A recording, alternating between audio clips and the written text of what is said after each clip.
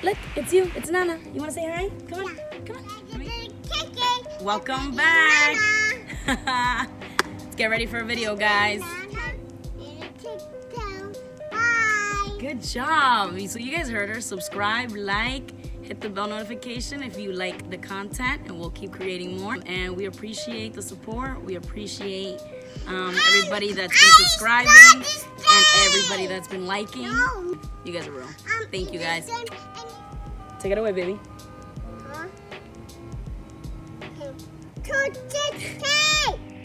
So guys, I just wanted to hop on here. A lot of you were sending me messages and just requesting a video asking on what the process was on purchasing an actual home, your first home. I don't know.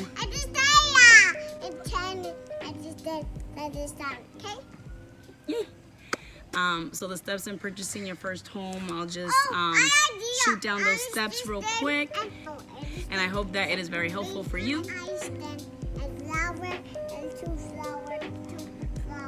Alright guys, so the first step, you really want to just take a look at how I mentioned in my past videos on your budgeting and making sure that you are controlling your money and your money's not controlling you. So that's the first step.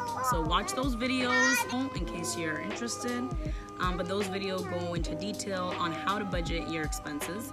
But that's the first thing, so you know that you are able to responsibly pay a mortgage. And not only pay your mortgage, but you want to also pay a little bit more on top of that. So you can, as I mentioned in my previous videos, so you can pay that mortgage off a lot sooner.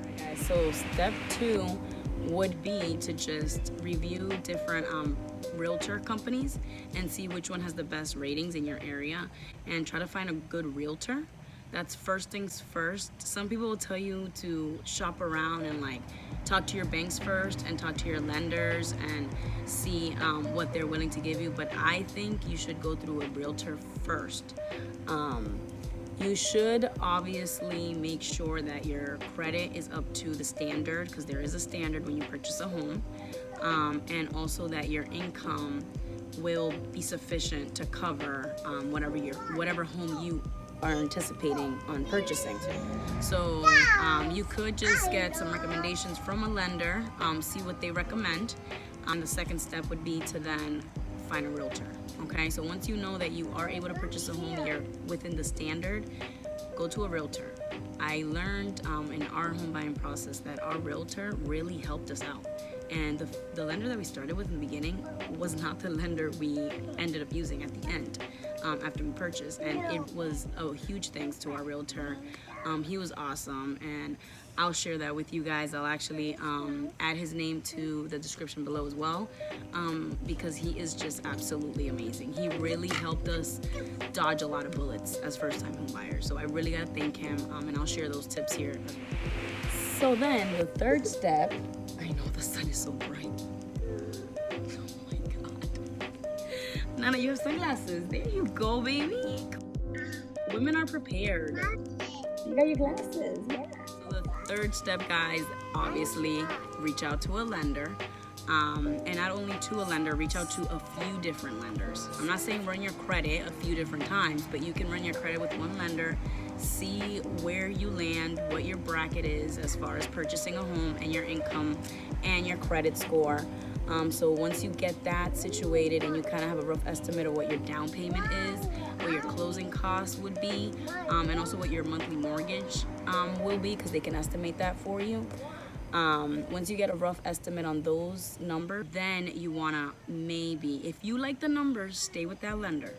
It all depends on if you like those numbers. If they meet your budget, don't up your budget because the lender, convinces you to do so. Don't feel like you're forced to purchase a home that is over above your budget. Don't let any other lender tell you, oh hey, well, we'll offer you $400,000, and then you're thinking, wow, that's great, I qualify for that amount of money, but your mortgage is going to be higher. So you really want to look at those things. So not only your mortgage, you want to think about the home insurance, and you also want to think about the property taxes in that area. So I'll tell you guys my story with the lenders that I use. So I did shop around.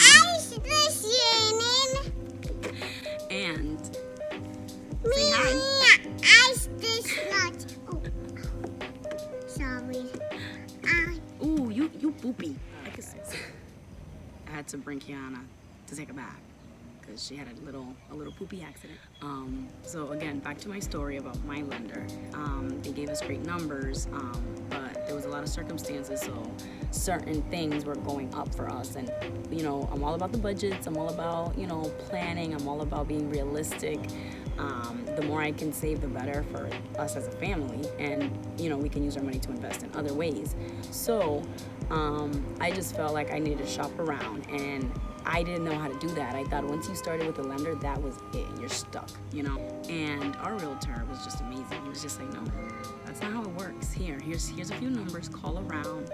Obviously, you gotta do the work, you know? So I did, you know, take my time, called around, and had great luck finding this one guy who was just amazing, and I'll also link him in the description below. So prompt, they were just on top of things.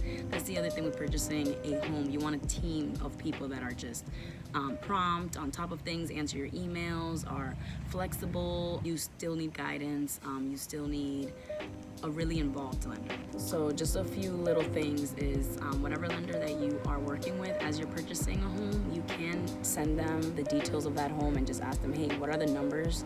What will I be ultimately paying as far as mortgage, property taxes, etc. What you really want to do is just make sure that you get the ultimate numbers, the final numbers, as close as possible before you continue with this 30-year loan that you're going to be stuck paying. So you better be happy with the numbers and they meet your budget and you're not house broke. And I'm not saying just your mortgage, I mean the whole entire thing. Your mortgage, your home insurance, your property taxes. If you don't put 20% down of what the home is worth, most lenders might offer you an FHA loan. And in that case, you would only have to put down 3%. So in that case, you would then have to pay like a private mortgage insurance on top of everything else. But it was one of the loans that we used. We used the FHA loan. And I loved it. I thought it was great that we were only having to put down 3% of what that house is worth. And guys, sit down and do the math. When you have a home that's $300,000 and you need to put down 20%. So I just went in and just did the math real quick for us. So a $300,000 house times 20%, that's $60,000. And even if you have it, that's great. But do you really want to put down $60,000 on a home, your whole life savings possibly, to just hand over? Wouldn't you want to save as much as you can as far as down payments? We got our single family home inspected and our garage, and it was under $400. So that's the rough estimate. It could be more, it could be less. Home inspector was awesome. He gave us pictures of everything. He really went into detail on anything that needed to be fixed.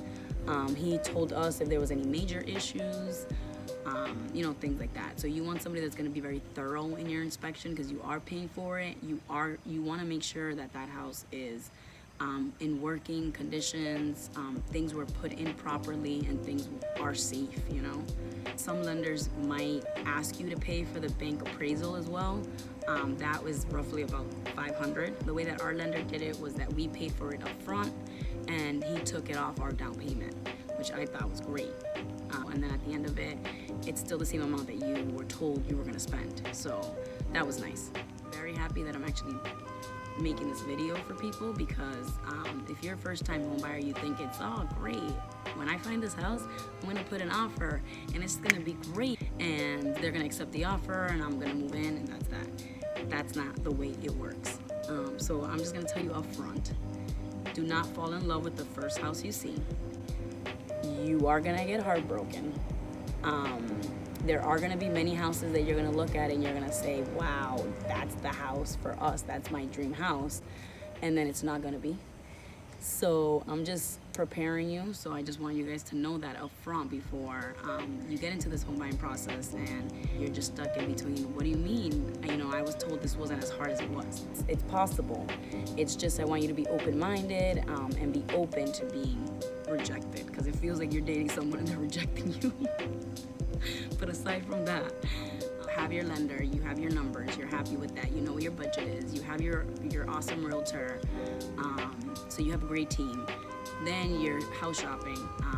look at the property taxes. They're online, so you can even go like on Trulia, find the home, find the property taxes. That's first. Look at all the property taxes, then look at the house listed for. Obviously, drive around the neighborhood, see how you like the neighborhood. Shop around for, if you have children, shop around for the schools, daycares, things like that. See how far you are from any highways, if you need to get to work, if it's a little further away from you, things like that. See how far you are from convenience stores, restaurants. So after you do all your research, you go to make an offer. So you make your offer, your best estimated offer. Usually it'll be market price, maybe even more. Your realtor would be the best to recommend what's the best offer, and they'll go ahead and write things up for you. If you see a house today, you can make an offer today, tonight. I did not know that, so I wanted to share that with you guys. It's that quick. So if you say yes at that moment, things are gonna go quickly. So you have to be really, really sure. Little tip is ask for any type of seller concessions. Say you're starting off with roughly $25,000 that you're looking at, that you would have to, let's say you ask your sellers to possibly pay $5,000. Still want to make an offer and ask for some type of seller concession. And even before you make an offer, you can ask the sellers, hey, are you willing to put some type of concession down? Many of them are, and many of them are not. Really, you never know. If it's meant to be, just remember it'll be. If it's not meant to be, it's not gonna happen. Understand that your home will be coming, and that those are just not your homes. The seller can then accept your offer, or they can reject your offer. So if they reject your offer, obviously you just keep looking and shopping around. If they accept your offer, so this is where it gets very exciting. Then they're gonna ask for a down payment. So usually what a down payment is, I believe you can just put down about $1,000 or more, and that comes off your down payment at the end. So once you do your first down payment, after that is when you do your home inspection. So that's you want to just put aside like about $500 for something like that. If it's a 3-family, it's gonna be a little bit more money.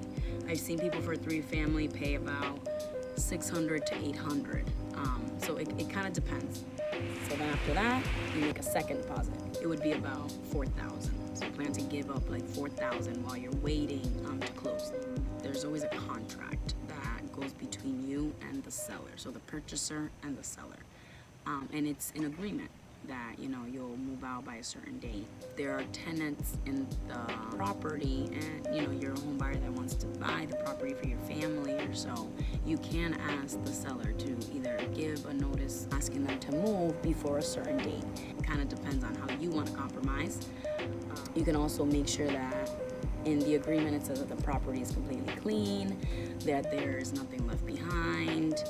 If there are any red flags on your home inspection that you feel like, okay, those things need to be fixed before I actually close, this is one good tip. Once you pay the home inspection, it's kind of an investment. Like, there's no going back after that. Well, you could go back, but then you're gonna lose that money that you just invested in that property. That's the time that you want to just talk to your realtor after the home inspection and say, hey, can we include that in the contract now, and see if the seller is willing to bargain with that. And most likely most sellers will. It depends on how bad the issue is, but most of the time they want to fix it, especially if it's not safe, because they want to sell the property, they want it in good working condition. When things like that come up, every other buyer is going to complain about. That's the other thing that you really want to look at. Look at your interest rate. If it's under 5%, that's awesome. 4%, that's excellent. 3%, and right now is a great time to buy. Just so you guys know, the interest rates, how I've heard from lenders, it's historically low. So that means like it's never been this low ever. We ended up getting a 3.4 interest rate due to this whole COVID-19 thing, which for us was excellent. If you want to get something as low as that is going to be great for you. So I wish you luck. It's just a very nerve-wracking experience, because you don't really know how things are going to go. You don't know if at the end of it all you're going to love the house. You feel uncertain through the whole process, but as long as you have a great realtor and a great lender, it should work out well for you. At the end of it all, your realtor will come and meet you at the home. You'll do just a final walkthrough just to make sure that everything that you guys talked about, happened. So if you wanted the property clean, or if the, you know, if certain apartments vacant, things that they were supposed to fix, things like that. We'll meet somewhere where your realtor will be their realtor, most likely will be the seller, you as a purchaser, and then obviously the third party person that will be the witness. And you guys all sit there and you guys all sign paperwork. It is witnessed, it's dated. You get copies of everything, they get copies of everything. Another tip is you don't just write a personal check, request a treasurer's check. So that's what that's called. Guys, I hope that helps. I hope that you guys learned something from this. I really hope that people really understand that, like, purchasing a home is such an important milestone in people's lives, especially with everything that's going on now. Rent is so high, things are so expensive, the economy, things are just going to keep getting more expensive.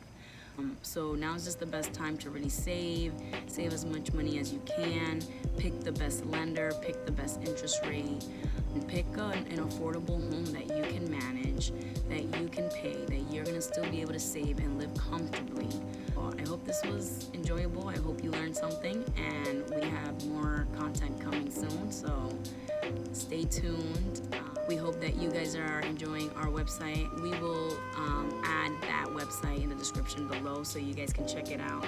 But our new Sun Vibes collection will be featured on there. Stay tuned for that. But we will talk about why we picked Sun Vibes, why glasses, why that name. Month to month, we're gonna have different features, different messages that we want to share. So stay tuned. More videos on that to come. Thank you guys.